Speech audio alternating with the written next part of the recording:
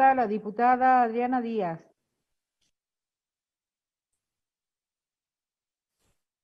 Gracias, presidenta.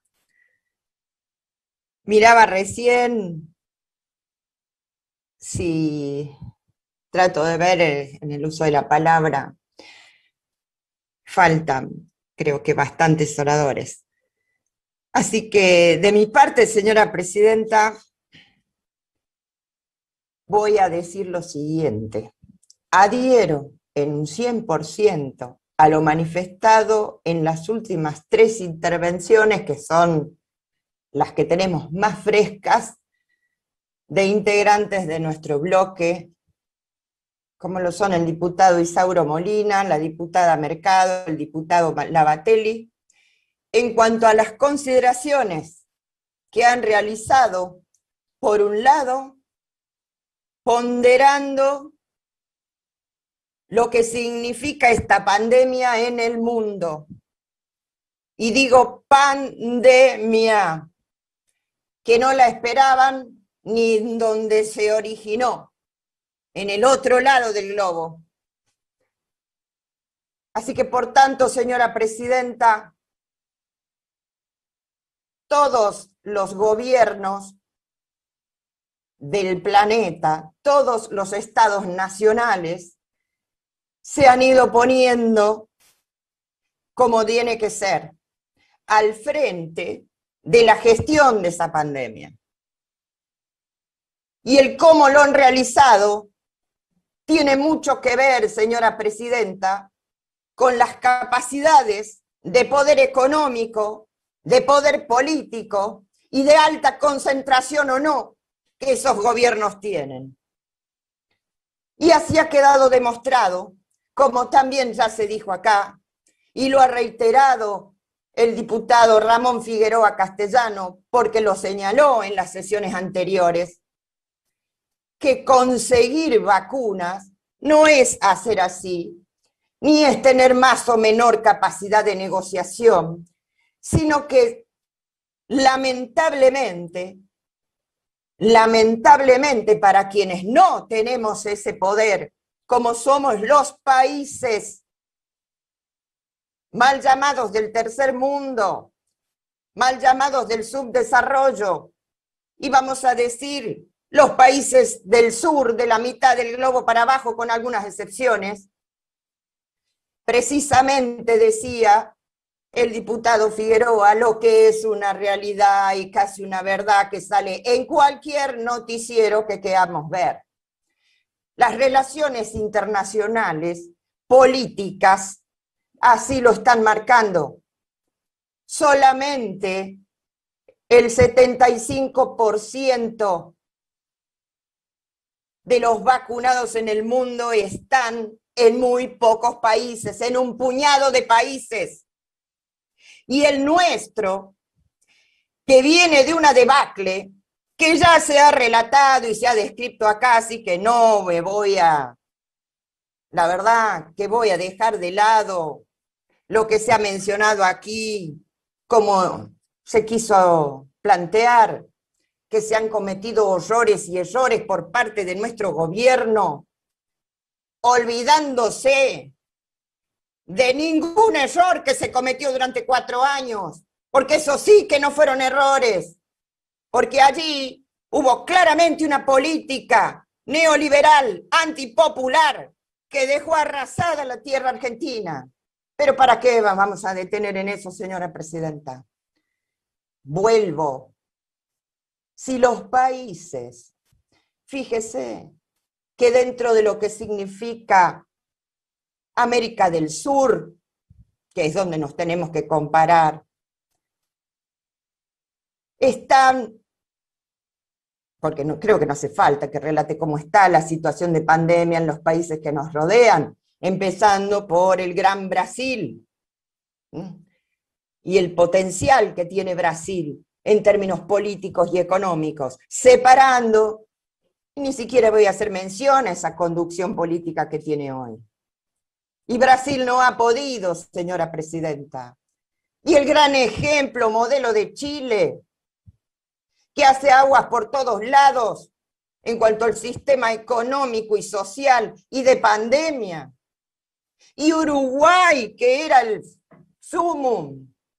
Entonces, señora presidenta, de la misma manera que este contexto internacional nos hace ver que no es posible, por más voluntad que quieras, conseguir vacunas y negociar con laboratorios de alta concentración corporativa y que además pertenecen o son, incluso con capitales de los estados en los cuales producen la vacuna. Y paradójicamente, como es el sistema, producen con fondos estatales de esos estados, luego comercian y lo hacen de la manera que sabemos. A quien más paga, a quien más pone primero los recursos económicos, y hasta esos ni siquiera le han podido cumplir. Ese es el contexto. Y adelante hemos estado en esa vanguardia, el gobierno nacional y los gobiernos provinciales. Acá nadie ha dormido la siesta. Nadie ha dormido la siesta. ¿Sabe por qué, señora presidenta? Porque se estuvo advirtiendo desde el primer momento y las primeras medidas. Fuimos ejemplo Catamarca. Reconozcámoslo. Dentro del contexto del NOA, incluso del país. Y fuimos criticados porque se cerraban las fronteras, porque los intendentes hacían montículos de tierra y no se podía pasar, porque había, bueno, por todo, permanentemente por todo. Sin embargo, Catamarca está viviendo hoy, lamentablemente lo digo, pero recién lo que consideramos, acá es la primera ola. Acá no hubo primera ola que dejara cantidades de muertes y de dolor. Acá estamos atravesando este momento que es tremendo, porque nos toca a todos y cada uno, sin ninguna hipocresía. Nos toca a todos y cada uno, y eso es verdad, y lo tenemos que respetar. Pero no utilicemos eso, señora presidenta, para traer acá al recinto esas comparaciones, esas relaciones que se han hecho y que terminan confundiendo o pretendiendo confundir a nuestra gente. De ninguna manera podemos aceptar que se diga ni que se insinúe que nuestros gobiernos no han puesto siempre primero el bienestar de nuestro pueblo, la salud de nuestra gente, y se han burlado de esas medidas, y las han burlado.